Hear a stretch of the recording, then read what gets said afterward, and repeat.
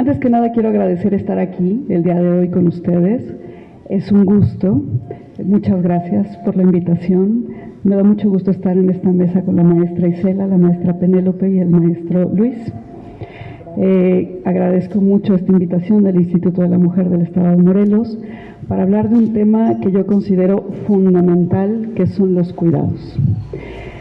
Además de eso, quiero decir que llegué hace un rato y empecé a ver que todo se ponía morado y entonces eso me dio mucho gusto. ¿Por qué? Porque estas gafas moradas, hace un rato María Cristina decía que lo primero que dijo de mí es que soy investigadora feminista, y lo coloco ahí porque es una forma de mirar. El morado es una forma de mirar, es una perspectiva de la vida, de nosotras y de los otros y de las otras. Y el morado es una mirada crítica, y eso es importante y hay que decirlo. ¿Por qué crítica? Porque el morado implica que creemos en la transformación y en la justicia y en el cambio. Eso es el feminismo también, una transformación política.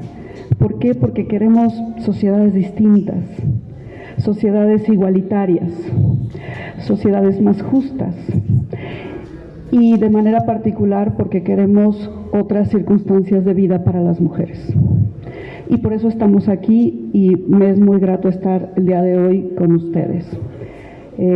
Me emociona escuchar lo que dice la maestra Isela, lo que dice la maestra Penélope, ¿no? En este posicionamiento, y me da mucho gusto también escuchar que hay tantas personas aquí, funcionarias de la sociedad civil, porque me parece fundamental. No podemos hacer el cambio sin las dos cosas.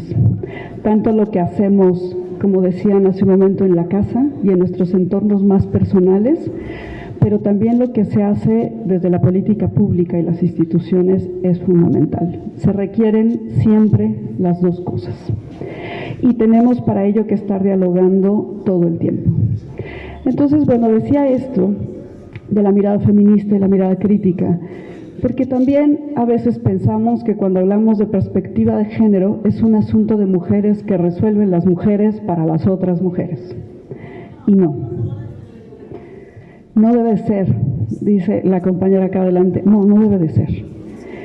La desigualdad de género debería de ser una preocupación de todas y de todos, porque tiene que ver con la transformación de nuestras comunidades. Y parte de que no se resuelvan a veces las circunstancias es porque pensamos que es una tarea de mujeres que tienen que resolver las mujeres, como si la violencia y la desigualdad vinieran de quién sabe dónde. Solo estábamos ahí paradas y nos tocó, ¿no? Entonces hay que resolverlo. No, creo que justo la mirada crítica es que entendamos que es una responsabilidad de todas y de todos, y que es una responsabilidad, de las mujeres y de los varones, y que es una responsabilidad de la familia y de nuestros entornos más inmediatos y más íntimos, pero también de las instituciones. ¿Por qué? Porque nuestras instituciones refuerzan la desigualdad de género día a día. Y lo vamos a ver ahorita que hablemos de cuidado. A veces decimos sí, hay que cambiar situaciones de casa, sí, por supuesto, pero cuando nuestras instituciones donde laboramos, donde estudiamos, constantemente nos repiten que no somos iguales, entonces es mucho más difícil hacer esa tarea. Entonces, el cuidado tiene esa característica de complejidad. El cuidado nos va a llevar a pensar en los sujetos del cuidado, en las relaciones del cuidado, en las instituciones del cuidado, en los espacios del cuidado, y algo que se mezcla de manera particular a diferencia de otras temáticas es que el cuidado conlleva un vínculo afectivo. Y eso es difícil de trabajar. ¿Por qué? Porque cuando lo pienso como un trabajo y lo pienso de esa manera, ¿cómo le puedo decir eso a mi hija o a mi hijo o a mi padre o a mi madre, adulto mayor, etcétera, etcétera? ¿Sí se dan cuenta? Entonces, el cuidado tiene esta complejidad además, que implica relaciones y vínculos afectivos. Y entonces en esos vínculos hay un significado del cuidado. Y ese significado del cuidado tiene que ver mucho con los supuestos de género, tiene que ver mucho con la socialización que hemos tenido, donde asociamos el cuidado al amor. Y claro, ¿cómo podríamos ponerle un precio al amor? ¿Verdad? Se vuelve complejo, ¿se dan cuenta? Entonces vamos a hablar hoy un poquito de esta cuestión del cuidado para entender por qué es tan difícil encontrar rutas, porque nos lleva al desafío de diferentes niveles, diferentes circunstancias, diferentes sujetos, diferentes espacios. Y entonces hablar de sistemas de cuidado también es un reto y es una necesidad. Entonces vamos a... Más fuerte, gracias. Entonces vamos a hablar hoy un poquito de qué es el cuidado, ¿sí? Esto que ya mencionaba la maestra Isela sobre la división sexual del trabajo, que es muy importante, porque a veces lo vemos y no vemos todos los alcances que eso tiene. Y por eso decía ahora que el cuidado tiene esta particularidad que tiene que ver con el vínculo afectivo y con el significado. Dependiendo del significado que yo le otorgue al cuidado, lo voy a pensar como trabajo, lo voy a pensar como servicio, lo voy a pensar como amor. Si yo cuido a mi madre adulta mayor y la cuido en mi casa y es mi mamá, es cuidado por amor. Pero si pago a alguien que la cuide, entonces parece que ya es trabajo, aunque sean las mismas actividades, ¿se fijan? Y si la descuido, no, claro, porque es mi deber, porque además soy una mujer y la cuido a ella. ¿Se fijan? En ese eres mala, va toda la carga de significados que tiene el cuidado. Por eso pensar en el cuidado, en horas dedicadas al cuidado, en llamarlo trabajo de cuidado, pareciera que se contrapone con ese amor y pone en entredicho mi amor por esa persona. Porque además tenemos otra cosa ahí muy asociada a los significados que tiene que ver con el sacrificio. Entre más sacrificio, más amor. Entre menos paga, más amor, ¿sí? Y esto tiene que ver con los estereotipos de género. ¿Vale? Entonces vamos a revisar. Yo quiero empezar con hablar de algunos conceptos y cosas que nos permiten entender, que son herramientas para entender el por qué esta desigualdad y por qué el cuidado es un tema tan complejo. Porque podríamos pensar que el cuidado lo es todo. Hay algunas definiciones que nos hablan que el cuidado lo es todo. El cuidado de nosotras, el cuidado de los seres que están alrededor, el cuidado del planeta, el cuidado... Sí, y es fundamental, pero entonces, ¿cómo lo agarramos para hablar de un sistema nacional de cuidados? ¿Cómo lo agarramos para hablar de igualdad en el cuidado? Entonces, tenemos también que darnos cuenta que en este concepto tan complejo existen diferentes rutas para ese trabajo por la igualdad. Entonces, bueno, vamos a empezar con esto. Y para eso yo quiero pedirles que piensen unos segundos en el día de hoy, ustedes el día de hoy, cuando sonó el despertador y se levantaron, piensen qué fue lo primero que hicieron. Y de ahí hagan un rápido recorrido hasta que llegaron a este punto a sentarse. Piensen si se despertaron, se bañaron, desayunaron, quién dio de desayunar, quién desayunó, qué hicieron. A lo mejor alguien aquí dio de desayunar, llevó niños o niñas a la escuela, dejó la comida hecha, como decían por ahí las compañeras, ¿no? Vamos a la marcha del 8 de marzo, entonces pongo la lavadora, dejo la comida hecha y preparo las cosas para el día siguiente para poder ir a la marcha, ¿no? Es decir, mucho de lo que hicieron hoy en la mañana tiene que ver con las labores de cuidado. Tal vez limpiaron la casa, tal vez, es decir, esto que entra en esa idea muy, muy general y muy amplia del cuidado. Pero todo eso pareciera que no es un trabajo. Es decir, es lo que ustedes hicieron hoy antes de venir a casa, ¿no? Porque la cosa de los hijos, el desayuno y todo eso, pues es cosa de una y de parte de la intimidad, ¿no? De eso no llegaron a hablar ahora. Entonces, aquí entran en juego todos estos supuestos, ¿no? Donde además no le damos a estos trabajos un valor. Y ahorita vemos por qué. Entonces, bueno, quiero empezar con esta frase de Esquivel, Faur y Jelling, que dice: nadie puede sobrevivir sin ser cuidado, lo cual hace al cuidado una dimensión central del bienestar y del desarrollo. Eso nos lo enseñó la pandemia, ¿no? La pandemia nos enfrentó a que no solamente había que cuidar a los niños y niñas y a los adultos mayores, sino que nosotras y nosotros, los adultos productivos, los jóvenes, resulta que también nos enfermábamos. Y esto modificó la idea de que el cuidado es una cuestión solo para alguien que está en una situación de dependencia o de vulnerabilidad.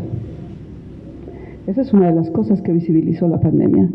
Y la otra cosa que visibilizó la pandemia es quién lleva a cabo todas esas labores. Los trabajos de cuidado de las mujeres se triplicaron durante la pandemia. Y alguien decía por ahí, ¿cambiaron? No, no cambiaron. Lo que pasa es que la pandemia los visibilizó, pero no es nuevo. Desafortunadamente no es nuevo. Eran desigualdades que ya venían existiendo y que a través de las cámaras y el Zoom y la televisión y todos estos dispositivos durante la pandemia pudimos darnos cuenta y no pudimos cerrar los ojos para decir que no estaban ahí. Hasta las situaciones de violencia las vimos a través de las pantallas. Eso no es nuevo, no es que ocurrió con la pandemia, es que la pandemia nos lo puso frente a los ojos y eso nos hace repensar también hoy el cuidado de otra manera. Hace un momento hablaba con María Cristina y decíamos cómo, yo le comentaba, a partir de esta idea de la nueva normalidad parece que volvimos otra vez a ese antes y se nos olvidó que algo teníamos que hacer, ¿no? Que la pandemia nos mostró cosas que teníamos que modificar de alguna manera. Y esas son las cosas que tenemos que empezar a problematizar y a ver de manera crítica. Entonces, bueno, aquí entonces tiene el cuidado es fundamental, es central para el desarrollo humano, todas y todos necesitamos cuidado, pero nos dimos cuenta que no todas y todos somos quienes recibimos y proveemos cuidado de la misma manera. Esa es la desigualdad en relación con el cuidado. El cuidado, nos dice la ONU, es una categoría abierta, multifocal, dinámica, de límites difusos, sobre la que no existe un consenso en su definición. Fíjense nada más. Es una categoría tan compleja que no hay un consenso para definirla. ¿Por qué? Porque tiene todos estos aspectos, sujetos, espacios, rutas. Entonces vamos a ver algunos elementos del cuidado. Dice Nussbaum, el amor y los cuidados a menudo se tratan como si existiesen de manera natural. Es verdad. Por eso nos parece imposible pensar en cuánto vale el cuidado, porque lo vemos como si fuera algo natural, lo tenemos tan normalizado que parece que es cualquier cosa. Y nos pasa, no sé si ustedes han escuchado a algunos niños o niñas en la escuela cuando les preguntan ¿y qué hace tu papá? Trabaja en la oficina. ¿Y qué hace tu mamá? Nada. Y a mí me parece que esa es una opinión que nos dice todo. Es decir, ese niño o niña puede ver a la mamá haciendo el desayuno, bañándolo, llevándolo a la escuela, pero la idea es nada. Está tan normalizada que esa es su tarea, que la idea del trabajo es nada, ¿no?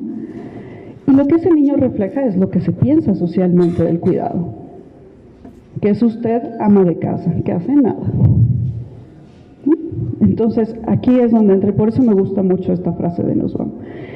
Dice, en lugar de reconocer el papel, fíjense bien, dice, de la costumbre, de la ley y de las instituciones.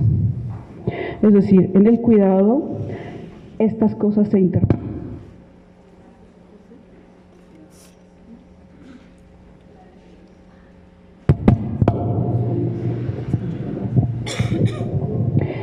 Y todo esto forma emociones y supuestos. ¿Sí? Hablaba yo del papel de la costumbre, la ley y las instituciones.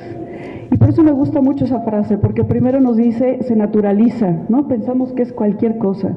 Y no nos damos cuenta del papel que en este cualquier cosa tienen las costumbres, lo que repetimos generación tras generación, la ley y las instituciones. Yo decía hace un rato, las instituciones refuerzan estos patrones y estereotipos de género. Lo iba a mencionar, pero lo podemos ver ahora si pensamos en licencias de maternidad y paternidad.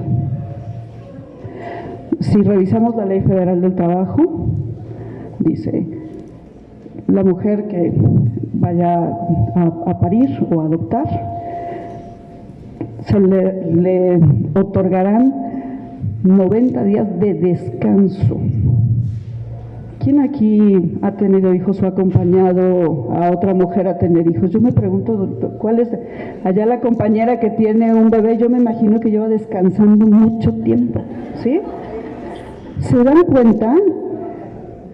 Yo me dedico a estudiar instituciones educativas y como escuchaban hace un rato, en la Universidad Autónoma del Estado de Aguascalientes dicen los permisos, en los contratos laborales, que el varón se podrá ausentar 5 días por causa de fuerza mayor cuando es padre, cuando va a tener un hijo.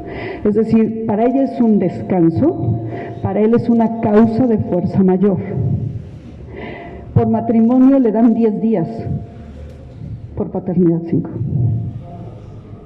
¿Qué nos dice eso de la institución? ¿Qué mensaje le está diciendo la institución a los trabajadores y a las trabajadoras? Que de quién es la responsabilidad del cuidado, de las mujeres. Y que la tarea de él es, si quiere, complementaria, causa de fuerza mayor. O sea, es decir, si no lo necesita, que no lo tome. ¿Va? Porque sería estar haciendo algo casi que va en contra de lo que el sujeto está destinado en el mundo. ¿Sí? ¿Se dan cuenta? Entonces, las instituciones juegan un papel importantísimo. Y aquí cuando lleguemos a la parte de política pública, aquí la institución juega un papel importantísimo. Si pensamos en el género como una cuestión de las mujeres que tienen que resolver las mujeres, las políticas irán en ese mismo sentido. Con ese mismo sesgo de género como en esas instituciones que yo les menciono. Y fíjense, son las instituciones educativas.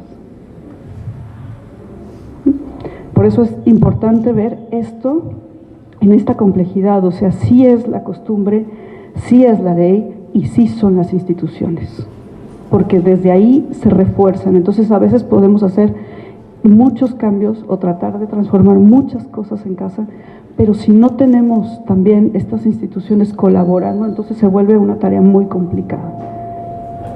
Se suma a la jornada de las mujeres hacer la jornada por la igualdad, ¿no?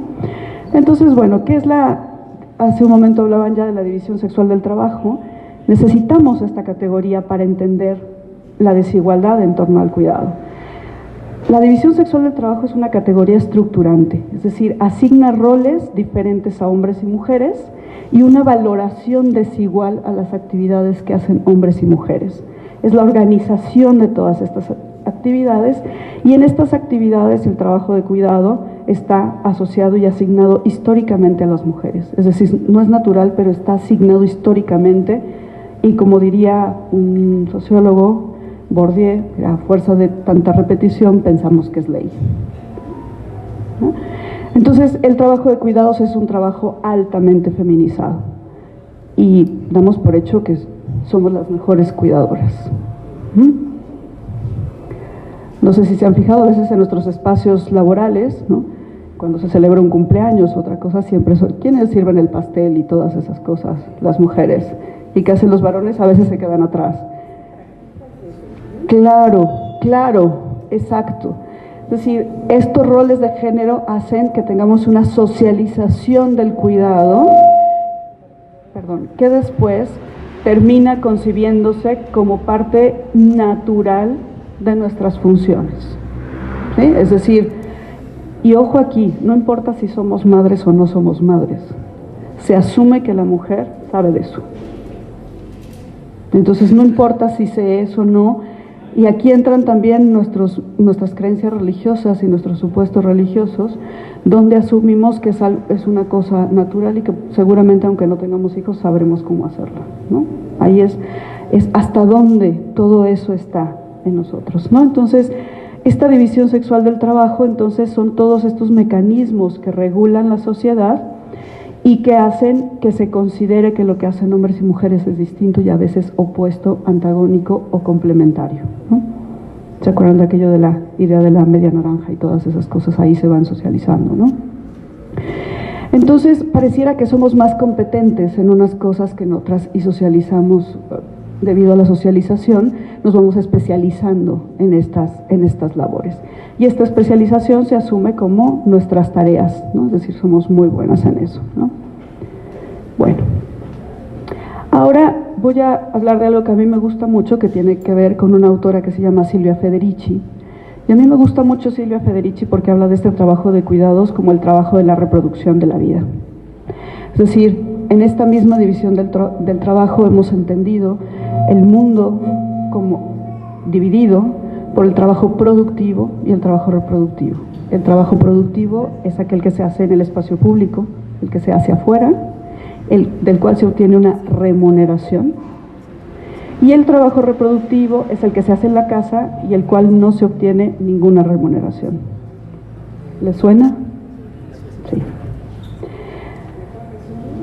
Las mujeres hemos incursionado en el trabajo productivo, pero no por eso ha cambiado nuestra situación en el espacio reproductivo.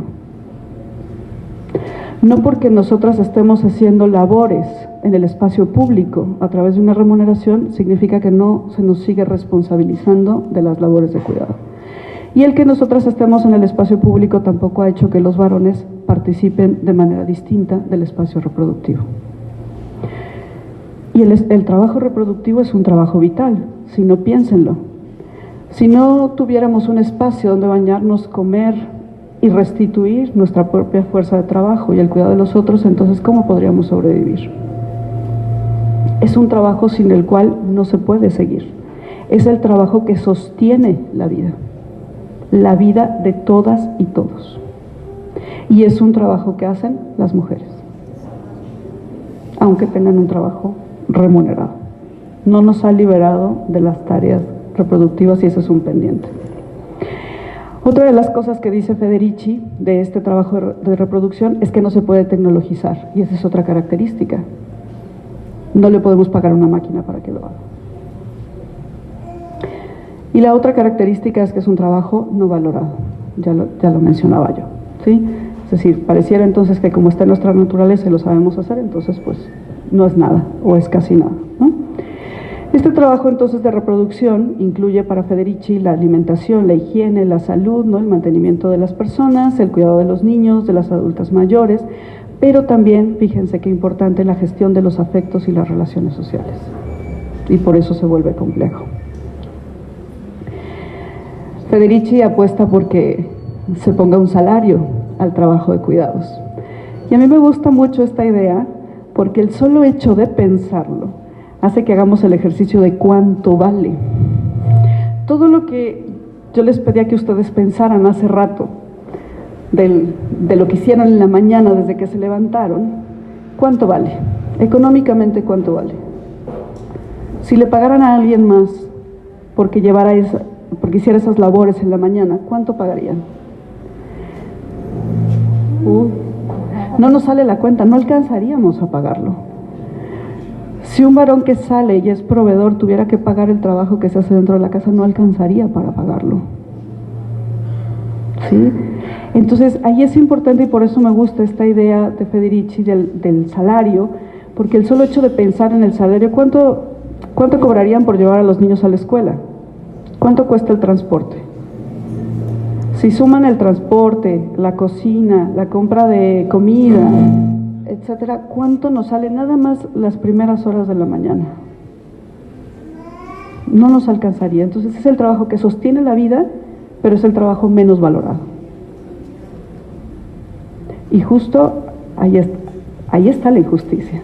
El que no nos demos cuenta del valor del trabajo hace que lo sigamos viendo como si fuera cualquier cosa. Entonces, bueno, yo aquí colocaba el cuidado entre el romanticismo y la acumulación de tareas, ¿no? Porque yo te cuido, porque te quiero, etcétera, pero hay una acumulación de tareas detrás y un desgaste físico y emocional. Entonces, ¿de qué hablamos cuando hablamos de cuidado? Miren, ahí hay una gráfica del ENUD del 19, ¿no? Donde podemos ver el trabajo productivo y reproductivo, ¿no? El trabajo de cuidado y el trabajo remunerado. Si se dan cuenta, en el 2019 vemos en la barra morada el trabajo de cuidados, trabajo doméstico y trabajo de cuidados de 67%. Y en el caso de los varones, el azul, que es el trabajo remunerado, de 69%. Si se dan cuenta, casi es a la inversa. El tiempo que los varones pasan en haciendo trabajo remunerado es el tiempo que las mujeres pasan haciendo trabajo no remunerado, lo cual deja a las mujeres en una situación muy precaria para la vida en cuanto a ingresos, por ejemplo, en cuanto a tiempo y en el desgaste de sus cuerpos y explotación de sus cuerpos. Entonces, ¿qué es el cuidado? Los cuidados son las actividades que regeneran la vida y el bienestar físico y emocional de las personas. Incluyen también las tareas cotidianas, el sostenimiento de la vida, el mantenimiento de los espacios y bienes domésticos, el cuidado de los cuerpos, la educación y formación de las personas, el mantenimiento de las relaciones sociales, el apoyo psicológico a los miembros de la familia. Es un amplio conjunto de aspectos que abarcan la salud, el cuidado de hogares, personas dependientes y el autocuidado.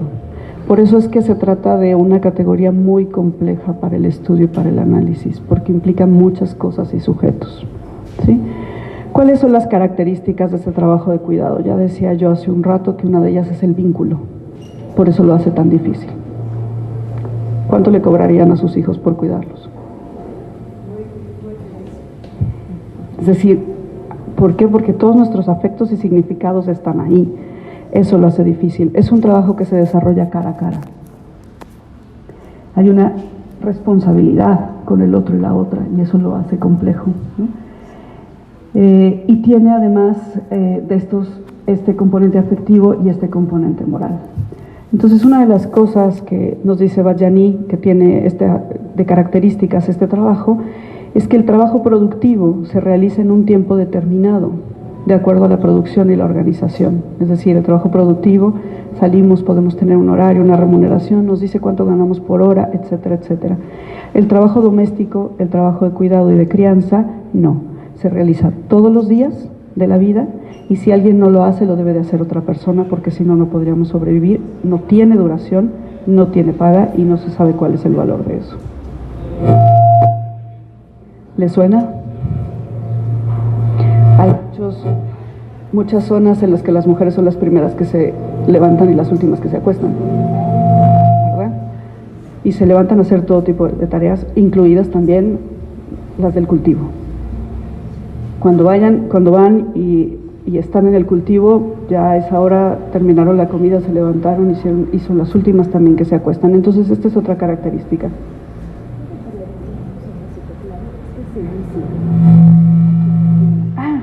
Ok, sí, claro. Nada más que, un poquito, pues si no lo puedo cambiar. Ok. Bueno, la organización del cuidado entonces es la manera como las sociedades distribuyen estas tareas, ¿no? Entonces, bueno, siempre esa responsabilidad del cuidado es asociada a las mujeres y a los espacios familiares. Incluso en los espacios laborales también se asume que el cuidado es una tarea de las mujeres, ¿no? Aluden a lo femenino, a la intimidad, a la privacidad, pero también a una obligación moral de las mujeres, ¿sí? Por eso es que se nos coloca, por ejemplo, cuando hay a veces acciones afirmativas, yo comentaba hace un rato, y nos subimos al transporte, en donde van las mujeres también van los niños y los adultos mayores.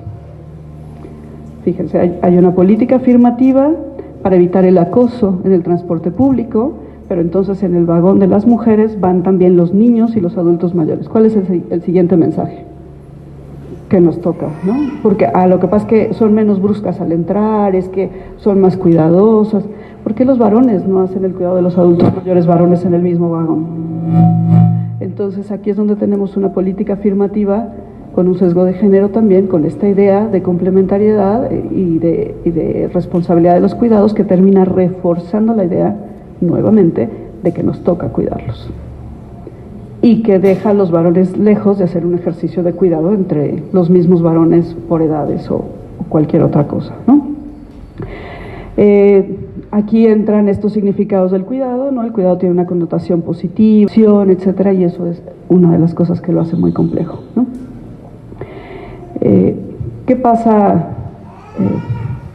Bueno, ya ahorita hablaba de la COVID, ¿no? Y de cómo las mujeres dedicaban el triple de tiempo al trabajo no remunerado que los varones, pero me quiero ir a esta parte que nos falta, y es, ¿y los varones? Porque si no volvemos a pensar que es una cosa que nos corresponde solo a nosotras transformar.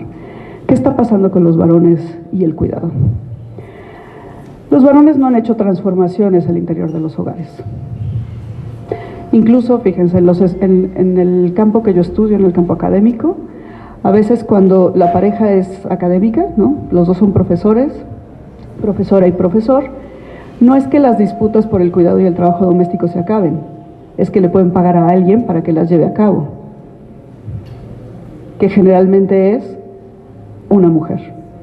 ¿Eso qué nos dice? Nos dice que no se están haciendo transformaciones, nos dice que se están delegando esas actividades de disputa del espacio y las labores a otra persona, pero que no se están haciendo transformaciones. Y varones que tienen discurso de género, que cuando yo los entrevisto, tienen unos discursos sobre igualdad interesantes. Es decir, también estas narrativas se han ido incorporando a nuestro día a día, pero cuando preguntamos ¿quién lava el baño?, ahí se desestructura el discurso. ¿Sí? Pasa frecuentemente. Los varones se están incorporando a ciertas actividades, pero la incorporación de los varones es selectiva. En este mismo campo que yo estudio, a los varones les gusta cocinar para los hijos. Esa es una actividad en la que están incursionando, pero no doblan la ropa, porque esa nada más su mamá sabe cómo doblarla. ¿Sí? Es decir, ellos todavía escogen qué actividades. ¿Por qué? Porque aquí hay una resignificación de la paternidad, hay un plus de la paternidad. Ser padre y ser un padre próximo también tiene estas otras ventajas reales y sociales también, pero eso no significa que se estén involucrando en el trabajo doméstico. Es decir, aquellas labores de cuidado que tienen que ver con la paternidad son las que se hacen más presentes, mientras que esas otras que tienen que ver con el trabajo doméstico, el lavado del baño y la doblada de la ropa de los niños y las tareas del preescolar, esas no. Entonces, es todavía selectiva, ¿no? Es una participación todavía muy centrada en el varón como proveedor, ¿no? En el varón que se incorpora en algunas cosas que también socialmente tienen un estatus, pero que no se incorpora en otras, y eso también lo vimos en la pandemia.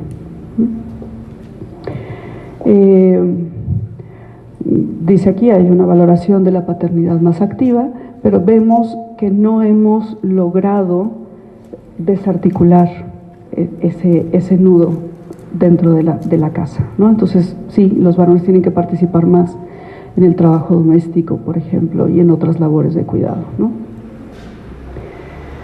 Yo hace un momento les hablaba del reforzamiento desde las instituciones, ¿no? Les ponía este ejemplo de las licencias de maternidad y paternidad, y como hay otros ejemplos dentro de nuestras mismas instituciones. Se piensa entonces que la incorporación de los varones al trabajo de cuidado es complementario, no su responsabilidad. Y tenemos que cambiar esa lógica cuando planteamos políticas y acciones en torno al cuidado. Tenemos que pensar que el trabajo de los varones no es un asunto complementario y tampoco selectivo, sino que tiene que ser una participación de los varones también como responsables del cuidado.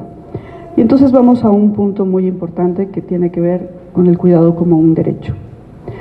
Reconocer el cuidado como un derecho hace que nos lleve a pensar cuál es la responsabilidad de todas y de todos, y entre ellas la responsabilidad del Estado. Aquí es donde entran las políticas. Necesitamos promover políticas donde el cuidado se lleve en condiciones de igualdad, y también la oferta de cuidado y la universalidad de las responsabilidades de cuidado y las tareas que se asignan. ¿Qué significa esto? Que no va a estar mediada por la persona, que no va a estar mediada por el nivel socioeconómico y que no va a estar mediada por el trabajo. ¿Por qué esto es importante? Porque a veces se tienen ciertos derechos en relación con el cuidado siempre y cuando se tenga un trabajo formal. Si no se tiene un trabajo formal, no. Y eso nos dice que el cuidado tenemos que pensarlo como un derecho de acceso para todas y todos. Hay que pensar el cuidado, y ya lo comentaba la maestra Isela hace un momento, como este derecho de las personas a ser cuidadas, pero también los derechos de las personas que cuidan. Y eso es importante. nos es más fácil siempre pensar en el derecho de la persona que está en una situación de vulnerabilidad a ser cuidada y poco pensamos en la cuidadora o en los derechos de la cuidadora y el cuidador, y eso también es importante en esta diada. Entonces, toda persona tiene derecho a ser cuidado, cuidada, a cuidar y a cuidarse. Generalmente, cuando realizamos estas dobles y triples jornadas, el tiempo ya no alcanza para realizar actividades de cuidado y este es un pendiente.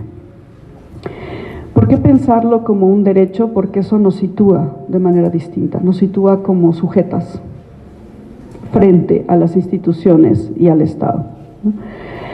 No con la discrecionalidad y no dependiendo de la voluntad o la asistencia del Estado, sino como el derecho de todas y todos a ese cuidado, ¿no? Desvincula esta idea del cuidado asociada solo al trabajo formal, donde todas las personas que realizan trabajo informal se quedan fuera de esto. La situación de las adultas mayores, por ejemplo, y la precarización de sus vidas es un tema pendiente. ¿Por qué? Porque las mujeres que, por ejemplo, no trabajaron en el mercado o no tuvieron un trabajo remunerado durante su vida, cuando se muere la pareja quedan en situaciones de precariedad.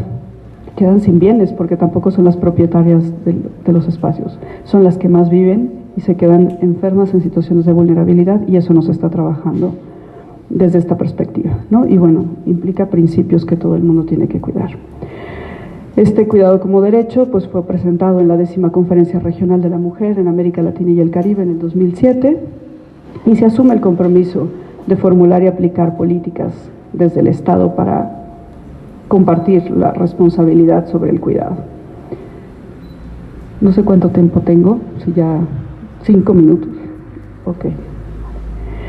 Muy bien, ¿qué es lo que tenemos en nuestra región, en Latinoamérica, respecto a estas políticas de cuidado?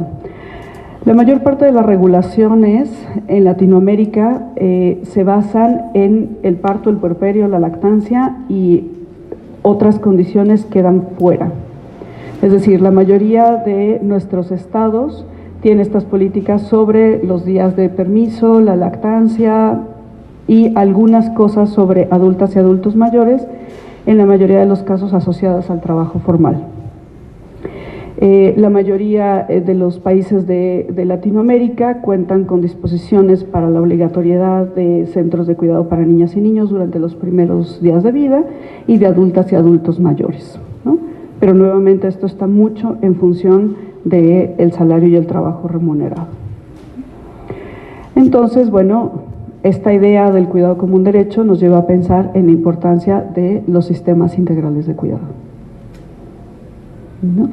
¿Qué pasa cuando el cuidado no lo asume la familia? ¿Quién lo va a asumir? ¿Qué es lo que va a pasar? ¿Qué pasa si esa persona no tiene un trabajo o no tiene una pensión? Bueno, estos son los mecanismos internacionales que sustentan. Ya no me voy a detener en esto. Mire, yo les hablaba hace un rato de estos dispositivos institucionales, ¿no? Cuando hablamos de modelos de complementariedad, pensando en los padres, y modelos de corresponsabilidad. Entonces, nuestras instituciones tienen que ir pensando en esta diferencia. Tenemos que ir saliendo de los modelos de complementariedad para ir pasando a los modelos de corresponsabilidad. Entonces, bueno, vamos aquí a esta, que me parece muy importante, que tiene que ver con los regímenes de bienestar. Seguimos estando en un régimen familista. ¿Qué significa eso? Que se sigue pensando que el cuidado está asociado a la familia y es la familia la que lo debe de asumir. Y solamente se buscan algunas alternativas cuando la familia falla, ¿verdad? Si no está la familia, entonces es cuando se busca. Y a mí me parece interesante una autora que se llama Joan Tronto, cuando alguna vez dice, bueno, ¿y tengo derecho a no cuidar? ¿Qué pasa con el derecho a no cuidar? La culpa, ese es un mecanismo poderosísimo para que yo lo haga. Pero fíjense, la culpa tiene que ver con este deber moral. Y es porque no estamos pensando en el cuidado como un derecho. ¿Qué pasa si solamente es mi madre adulta mayor y yo decido que no quiero cuidarla? Es un delito. Entonces, ¿qué va a pasar con estas situaciones? Porque tenemos también configuraciones familiares distintas.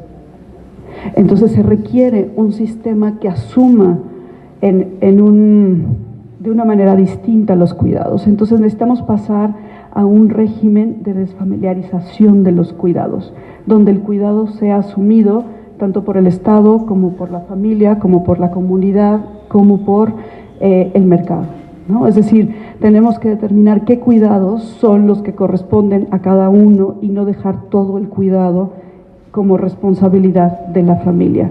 Tenemos que reformular los cuidados, dice Vajani, desmercantilizar, desfamiliarizar y desestatalizar los cuidados. Es decir, se tiene que trabajar, miren, me voy al diamante del cuidado, ¿no?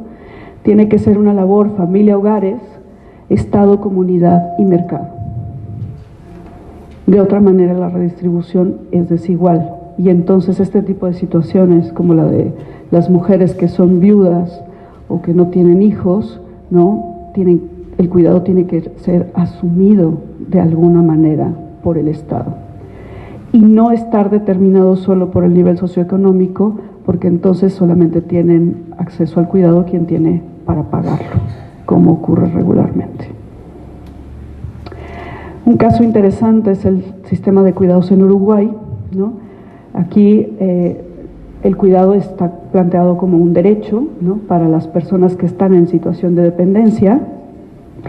Y una cosa interesante es que y ustedes lo pueden revisar, todo este marco parte de dejar la lógica de los servicios para la lógica de las personas, ¿no? O sea, hay que pensar quiénes son las personas que necesitan el cuidado, qué tipo de cuidado necesitan, y va dejando esta idea del asistencialismo y lo voluntario o la discrecionalidad para irlo considerando un derecho, ¿no?